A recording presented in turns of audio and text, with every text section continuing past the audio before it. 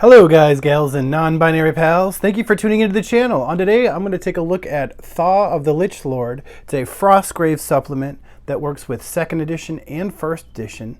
And if you were looking to incorporate undead into your Frostgrave table, this is the supplement for you. There is a series of new undead creatures. There is also a campaign, and at the end of the campaign, you get to fight the Lich Lord. Or you could call it, say, the Lich Queen if you want, or the Lich Lady, whatever you want. Stick around and let's take a look at all the cool stuff that is inside of this supplement. Just to go ahead and put out a few disclaimers. I am biased. I love Frostgrave, and I think this is an awesome supplement. I'm a big fan of undead in fantasy games, and this hits all those buttons for a Frostgrave game. This was published and came out in 2015. This supplement works with both 1st edition and 2nd edition, so it's completely scalable and compatible with the new rules. The artwork in this is phenomenal. I think it's absolutely amazing. This, I believe, was the original artist. We have these lovely little descriptions like, "It looked like a pool of clear water. I could even see my reflection, but beneath it was just a bottomless pit." To me, this is what makes Frostgrave so flavorful, because it's just flavor text, essentially. Gives you a little gist, a little idea of what it's like to be a wizard exploring through the Felstad. Okay, so basically what happened is more than 1,000 years ago, a wizard in Felstad, during its glory years, turned himself into a lich. And right after his transformation, the snowflakes and the storm, the blizzard, came raging through and froze him underneath the city under incalculable tons of snow in a sarcophagus, and he remained there. So this has an entire campaign that has adventures that are so much fun to play. I will admit, I think there's one that we haven't done in here, or maybe a couple that we haven't played, but I've played this multiple times, and I love it. So let's go through the scenarios. Total Eclipse. For centuries, the Lich Lord has dwelt beneath the ruined city, trapped in a frozen prison of his sarcophagus, waiting for a precise conjuration of celestial bodies to give him the power to break free. As the warbands move through the city on their hunt for lost treasures, a darkness slowly falls on Frostgrave. Those that look up see the black shadows of the moon slowly passing across the sun. Spellcasters feel a strange tingle in their fingertips, a sense of untapped power. In the instant that the moon fully blocks out the sun, a shudder runs through the entire city. So the campaign basically is the series of adventures, and during these adventures, the Lich Lord gets enough power to break free, and then you get to battle him and either save Felstad, or he wins and continues to take over the city with undead. Scenario 2 is Battle on the River. This one takes place on, which I think is genius actually. It takes place on a frozen river. The terrain is a bunch of husks of ships that have been frozen. It's hard to move through the ice. And then during a certain round, a wizard who is working for the Lich Lord breaks free with some kind of treasure that he's trying to wrangle free. So not only are you battling your opponent, trying to get the treasure, but then all of a sudden this wizard pops up out of a ship, one of the ships in the middle, and takes off running. Here we have Loot the Cart, which I think is a great scenario. Essentially what you have here, you have some death cultists who are hanging around a cart, and the treasures are in the cart, or most of the treasures I think are in the cart, and then the players have to go and get the treasure, but they also have to battle the cultists. The only problem I have with this, and we did homebrew some changes which I suggest you make, is that the cultists never leave the cart. So it is possible just to spend your actions just sniping them without having to engage them in combat. So we always play if a monster or a creature gets shot at, that then their AI starts interacting. So on this scenario, we play that if the cultists get attacked, or if they can see you, they will move to engage in combat. And also, At a certain stage, some ghouls show up to assist the cultists, but they don't really move towards where the cultists are located. They just kind of do basic creature AI, which doesn't always work because sometimes they can just come on the board and then leave the board. So we play that the ghouls make movements towards the cart if they can't see anyone to go attack. I think that makes for a much more interesting AI on this scenario. But this is one of my favorite scenarios. The Storm of the UNDEATH.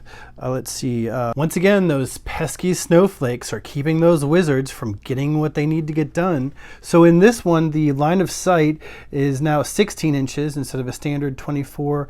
And there's some penalties to the movement. Basically, in this scenario, the Lich Lord is conjuring up a storm, and then there's some lightning, some magical green lightning that causes some drama. There's also 6 armored skeletons that are placed randomly inside of the middle square that are not yet animated.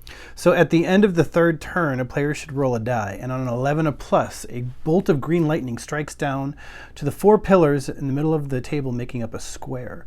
Any model that is in base contact with one of the pillars gets attacked, and that's when all the skeletons pop up and start doing their thing. Okay, run of the Rangifer. I don't think I've ever actually played this one. This involves the Rangifers, which is a new creature in the back of the book. You can also recruit these if you get the right magic items. They're basically some reindeer folk who really don't like undead creatures.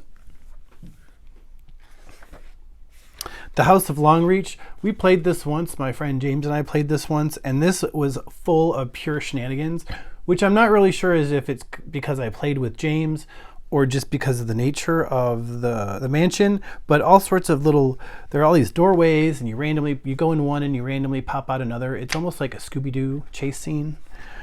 I thought that was a lot of fun. I'd like to play this one again just because James was just going everywhere like a chicken with his head cut off, cracking me up. The LAIR, the Ghoul King, is one of my favorites. We played this one a couple of times because there's a really cool magical item that the Ghoul King wears. He wears a necklace. So the amulet of the Ghoul King, which I love going for. When I play this scenario, I always go head on to get the Ghoul King.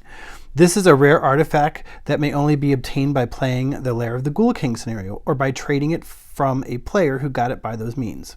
It may not be purchased, but it may be sold for 500 gold crowns. The amulet of the Ghoul King gives the wearer a +1 onto all will rolls. Furthermore, it grants +2 to the casting roll when casting Control Undead on a ghoul. Finally, if the wearer successfully casts a raise zombie spell out of game, then a ghoul may be added to his warband in place of a zombie. The warband may still only have 1 zombie or ghoul in the warband at any one time. That is so awesome in a game of Frostgrave to be able to have a ghoul instead of a zombie, because they're tougher and they're faster and they're just a lot better. So this is a great scenario, the Ghoul King. I love it. Plus you get to build a throne, and I think there's trapdoors in this one. Yeah, I think this one has trapdoors, all sorts of stuff. The Dark Cauldron is also fun. You basically have a cauldron, and I think skeletons come out, or zombies. Let's see. At the beginning of every creature phase, place 1 zombie on top of the cauldron. So yeah, it's basically a cauldron that summons undead, which is such a D&D thing. The Bone Wheel is cool. You get to design some new terrain with that. It's kind of like a carousel or a merry-go-round with sacrificial necromancy victims that you can save, and you get a thug to your warband if you like. The final battle. Now this is the finale of the scenario. Once you've gone through and learned that the Lich Lord has been frozen, he can't get out, he's trying to get his power going, he's gotten some recruits, some necromancers to help him out, he's gotten some undead to help him out, he gets free, and now he's raised his castle in the sky, and you get to go up there and try and duke it out with him. Just to let you know, this is a tough scenario. Take magic weapons with you. James and I have only played this once. We entered completely unprepared. We did not ally with each other, which caused even more problems. He ended up triggering some kind of kind of event, and all these skeletons came down and slaughtered everyone except for his wizard. We basically didn't kill the Lich Lord, and we barely made it out of alive. Our wizards barely made it out alive. I think his apprentice might have even died or something. This was a while ago. This encounter was so much fun. James will still not play this again. Our wizards are currently a high enough level, and we now have learned that sometimes it's best to play cooperatively. And my wizard's currently an enchanter, so we could totally have this. But maybe I'll try and fast talk him, so when we go to the second rules, we could just finish off this encounter first. So this encounter has a lot of undead, some wraiths that require magic weapons to do damage.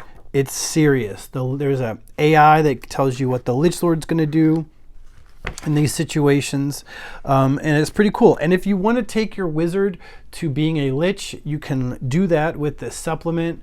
In my opinion, there's really not a huge amount of difference or benefit to becoming a Lich other than a few things here and there, and it's just kind of cool to say you're a Lich. But this game is so open to homebrewing that you could just say your character's your little miniature's a Lich anyway, and it doesn't matter. But if you want to do it official, you can go ahead and become a Lich. So we have some new soldiers. Here we have a Bard,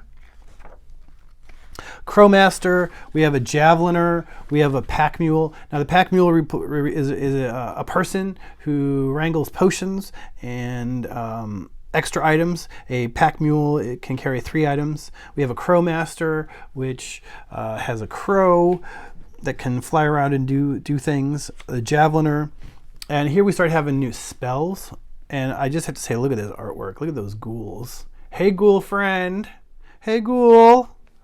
This wizard dress is not having it.